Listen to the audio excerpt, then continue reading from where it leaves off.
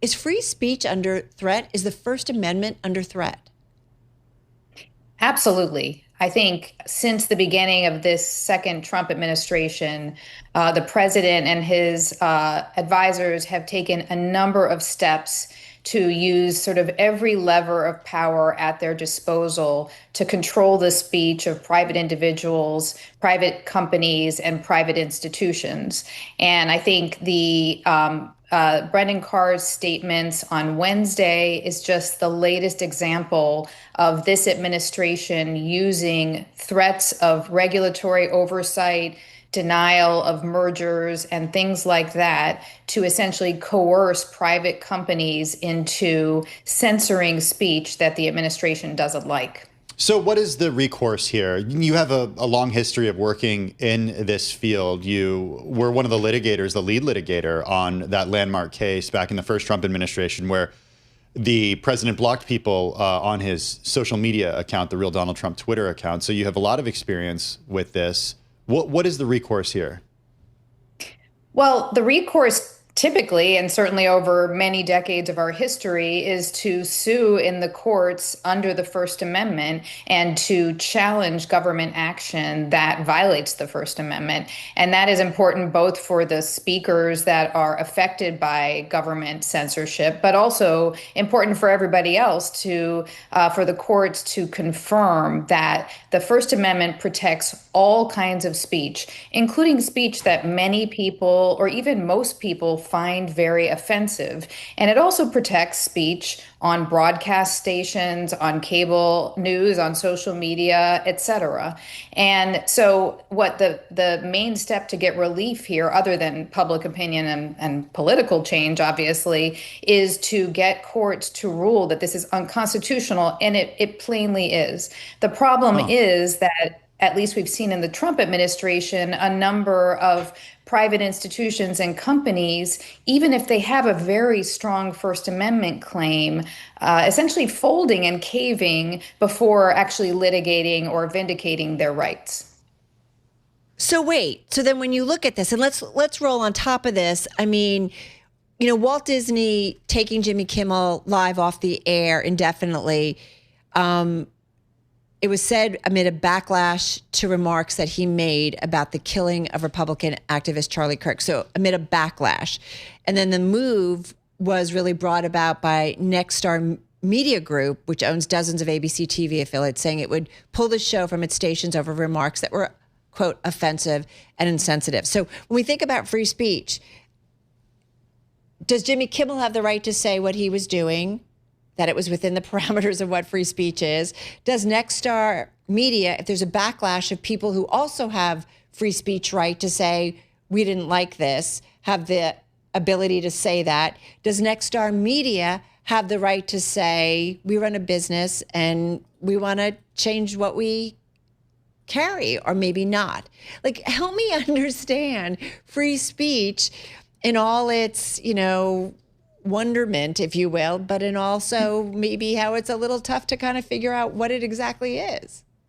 Yeah, I mean, it's absolutely complex. I mean, the First Amendment only applies to actions by the government, meaning the government cannot censor speech, but, private companies, private institutions, private individuals can suppress speech or, decide that they don't want to speak in certain ways if they don't want to. That's absolutely fine. But I also think it's important to see the context here, which is that yes, this affiliates or these local broadcast stations said they weren't going to carry the Jimmy Kimmel show, but they also said that after the chairman of the Federal Communications Commission made a statement that said, called on Disney and ABC to take action against Kimmel, or else the FCC was going to look into whether these broadcast licensees were broadcasting in the public interest. So that's a direct threat of government censorship. So while, ABC could make its own decision, but I think there's a real concern here and direct evidence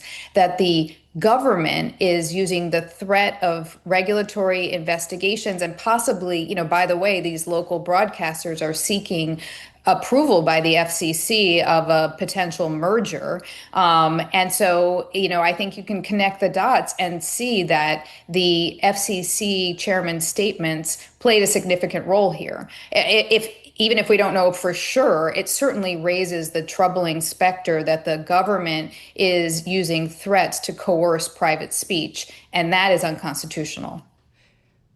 So what about like a news organization or an entity like Disney, ABC, who also has a fiduciary responsibility? I know that this may not be your area, but a fiduciary responsibility to shareholders that if there are deals that don't happen and things don't happen, it changes their financial picture. And I guess I'm just trying to understand that, do they have a right to say, well, this isn't in the best interests of the company?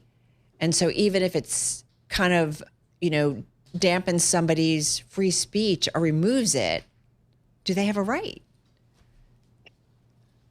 Yeah, well, I know that's a lot. They may have a right, but is it? No, they might have a right, but is that the long-term best way to go? Is that in the long-term best interest of the company? I mean, if you're going to have companies constantly bowing to pressures from the government, censorship pressures, including, you just saw the president, or you played the clip of the president saying on Air Force One, I think you should revoke the licenses anytime a broadcaster carries a show that criticizes me, is essentially what he's saying. Long term, I think that is not in the best interest of broadcasters that want to air programs that the entire country watches. And, presumably these broadcasters, and certainly Disney and ABC, have many viewers that are upset about Jimmy Kimmel being suspended based on, a pushback from the Trump administration. So how do you view this as going through the courts? Like, does Jimmy Kimmel have a case here? Does somebody have a case here that they could bring to the court that could ultimately go to the Supreme Court and be a test for the First Amendment of the Constitution? I think it could be.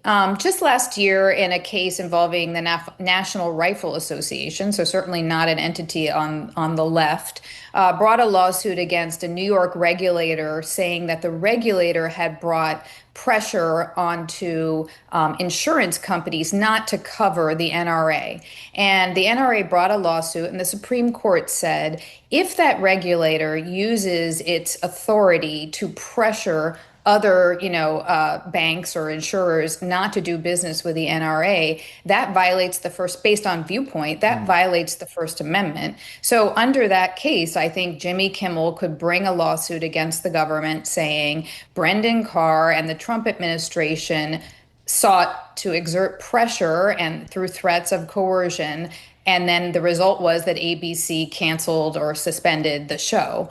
There are some complexities in terms of the remedy that he could seek, but I think at the very least, you could ask for a declaration and an injunction saying the government can't do this. So it wouldn't be a lawsuit against ABC, it would be a lawsuit against the government. That's what I'm thinking, right, Tim? Yeah, that's this would be his own lawsuit, though, without the backing of his network. I'm just wondering, or if somebody else brings it on. Yeah, exactly. Well, yeah. Okay, we could get into, that is sort of what I was thinking, and that I think he would have a good claim. But of course, it's complex. There are questions about remedy. And I think, overhanging this is of whether it would eventually reach the Supreme Court is all the sort of other financial considerations that are motivating the various actors that are involved in this issue. I'm curious about the non-legal implications of this, and just in your view as somebody who focuses on the freedom of the press, what the implications are of an administration that seems to target negative news about him, news that's critical. For example, the president this week sued the New York Times for $15 billion, claiming it has an agenda against him. Last year, Disney paid $15 million to settle a defamation lawsuit that was brought on by President Donald Trump over comments made by host George Stephanopoulos. What is the effect of that? Not the legal ramifications, but the effect of that, just in your view, on a free press?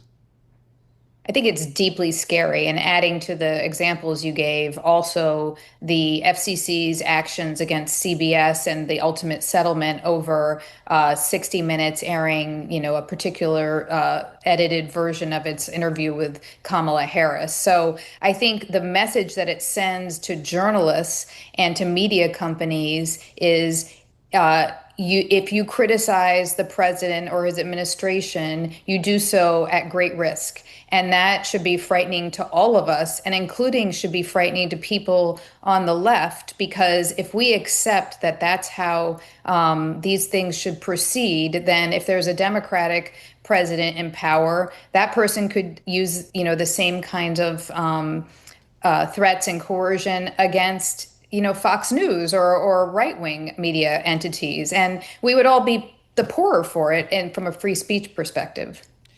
Last question. All right, so everybody in media is listening and paying attention. But what about American citizens more broadly? I mean, free speech is just something we take for granted, right? And gold standard, if you will, I think, around the world. What could be, should we be worried that it's not just about media? It's about everybody in terms of what they say. Absolutely. I do think we are the gold standard, and for good reason, or we have been. But, I've been practicing First Amendment law for a long time, and I've never seen such a frontal assault on basic First Amendment principles, things that I thought were well established and things that we all benefit from. And so right now it's being, waged against, members of the media. But we also see the Trump administration essentially taking all these steps to decide for the American people what their colleges can teach, what their media, what their favorite comedians can say. And, I think that can be used just increasingly to crack down on free speech. And we should all be very concerned about that. Katie, yes or no? Does this potentially, the issue of free speech, First Amendment, go all the way up to the Supreme Court at some point? Yes or no? I think it will at some point.